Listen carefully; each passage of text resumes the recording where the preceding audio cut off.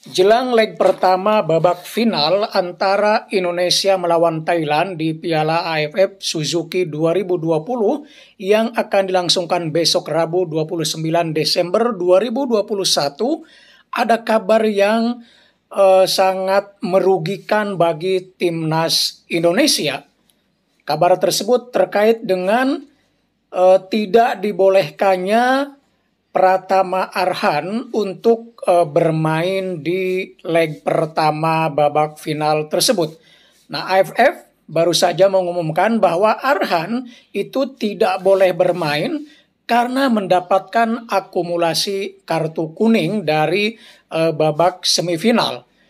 Nah, seperti diketahui sebelumnya pada leg kedua babak semifinal antara Indonesia melawan Singapura, sampai akhir pertandingan Arhan tidak dinyatakan mendapatkan kartu kuning. Ya, hanya satu orang saja pemain Indonesia yang mendapatkan kartu kuning, yaitu Fahrudin Arianto.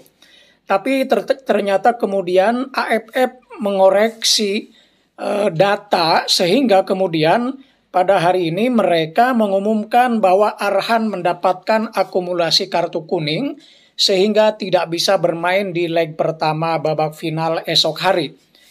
Nah, akumulasi kartu kuning itu diperoleh Arhan ketika leg pertama melawan Singapura dan di leg kedua pada saat terjadi pelanggaran di mana akhirnya tercipta tendangan penalti untuk Singapura, yaitu di menit ke-88. Ternyata sekarang pelanggaran yang dilakukan oleh Arhan itu dinyatakan sebagai kartu kuning. Padahal sampai akhir pertandingan tidak ada pernyataan atau tidak ada keputusan dari wasit bahwa Arhan mendapatkan kartu kuning. Ya, tapi ternyata AFF kemudian mengoreksi keputusannya dan akhirnya Arhan dinyatakan mendapatkan akumulasi kartu kuning sehingga kemudian tidak bisa bermain di leg pertama. Tentu saja ketiadaan Arhan di leg pertama itu akan sangat merugikan pihak timnas Indonesia atau Garuda Muda, karena kita tahu bahwa Arhan meskipun dia seorang pemain bertahan bek kiri tepatnya, tetapi daya jelajahnya luar biasa, bahkan insting serangannya itu sangat ditakuti oleh lawan-lawannya. Terbukti Arhan selama pertandingan ini sudah mampu melesakkan 2 gol, dan 1 gol yang ia ciptakan ketika melawan Malaysia itu gol yang sangat-sangat indah, bahkan dijuluki kelas Eropa, itu luar biasa. Dan kemarin di leg 2 semifinal melawan Singapura, gol Arhan itu gol pembangkit semangat ya, karena Arhan menciptakan gol itu menjadi penyama kedudukan 2-2 dengan Singapura, dan itu menjelang akhir. Nah, karena itu ketiadaan Arhan sekali lagi ini akan sangat merugikan timnas Indonesia.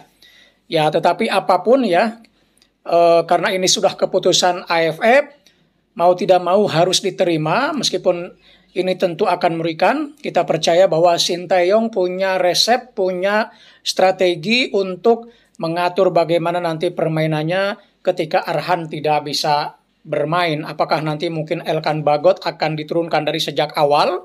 Nah, biasanya kemarin-kemarin Bagot kan selalu menjadi pemain cadangan atau katakanlah bermain di babak kedua.